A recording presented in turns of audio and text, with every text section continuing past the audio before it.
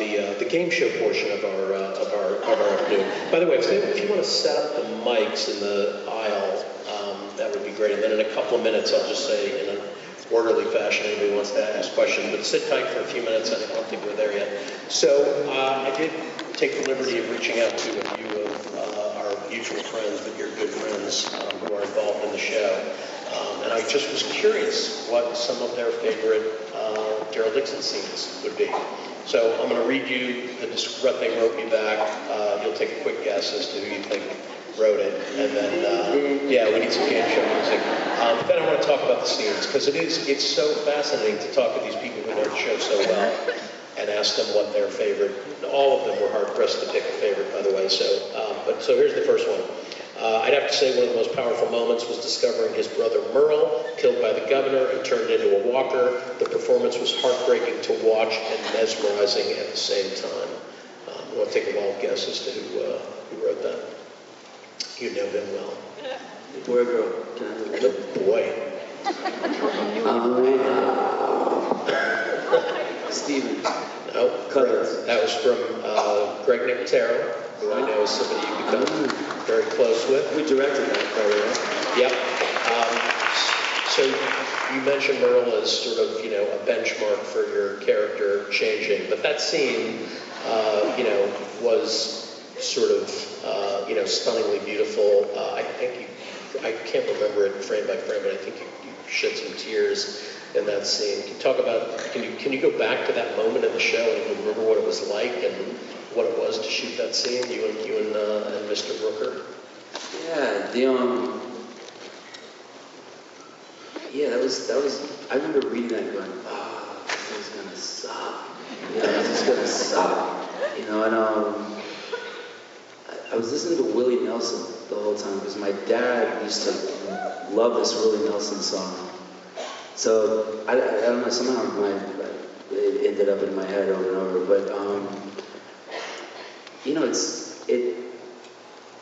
even Rooker, like as much of a tornado as that dude is, I have no idea what you're talking about. He's like the Tasmanian devil, that guy. But you remember the scene when he's about to go take out the governor himself, and he's like downstairs, he's ripping wires apart, he's gonna wrap up Michonne, and like that little bit where I'm like, I just want my brother back, and he's like, you can't look me in the face, and he's like all choked up, like that's such good acting from him. That was one of my favorite things I ever saw him do. You have to be like super secure to do that, and he's a jokester and he's dangerous, but that's not that hard to do. But the other thing to here's this and I'm following it and it's stuck here way too long, that sucks, and he's good at that. But I remember that day, and it turned into not just killing him, but like you're fighting the world, like it's the situation. You just got a raw deal, It was an emotional day. It was a real bummer. Yeah, no, I mean Daryl, clearly a character, with not only some daddy issues, but also brother issues. Those scenes with you and Merle, particularly the one where you guys, find each other out in the woods, let's get to that one. So. And then you can take another guess. You probably won't get any of these. This is probably a super fun game for you. Is your dream come true of having somebody ask you questions you'd never be able to figure out the answer to?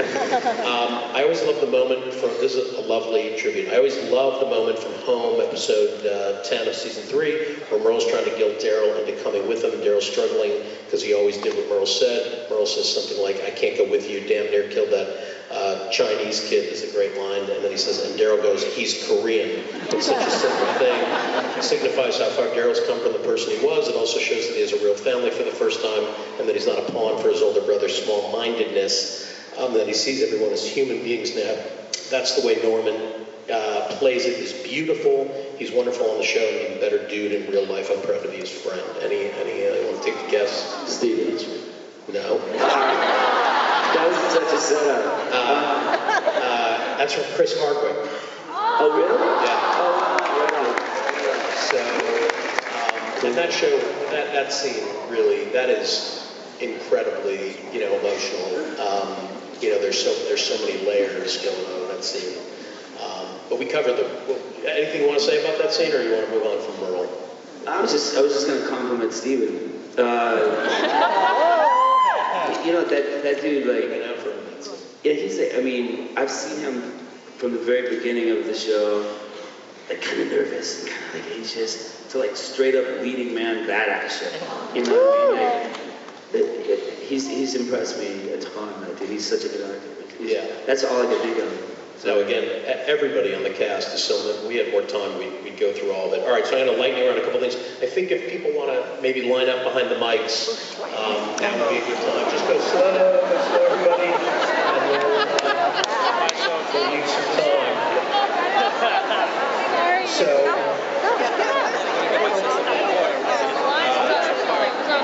all right, hold on for a few minutes longer. So here's another one. This is